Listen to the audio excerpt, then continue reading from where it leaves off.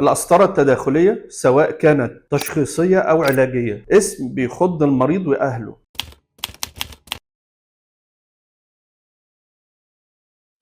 بيجي لي مرضى وانا قلت له عندك ذبحه صدريه غير مستقره شديده او جلطه حديثه بالشريان او اي اسباب من اللي احنا بنطلب عليها القسطره، لازم اوضح للمريض يعني ايه قسطره تداخليه، يعني ايه قسطره تشخيصيه. القسطره عباره عن تشخيص دقيق لشرايين القلب بيتعمل بسبل متطوره جدا واصبحنا متمرسين عليه وسهل. هو عباره عن كانولا بتركب في الايد من هنا كده او بتركب في الفخذ وبنخش منها بقسطره انبوب رفيع طويل نوصل بيه شرايين القلب. بنصورها، بعد ما بنصورها بنعرف مكان وجود الضيق، حجم الضيق، عدد الضيق، طبيعة الضيق في الشريان، وبناء عليه بنحط البروتوكول بتاعنا ان احنا هنعالج سواء بأدوية سواء بتوسيع وتركيب دعامات سواء بقلب مفتوح. فالقسطرة ما عدناش نقدر نستغنى عنها. فاما الدكتور يقول لك انك تعمل قسطرة ما تتخضش، هي عملية بسيطة جدا جدا جدا.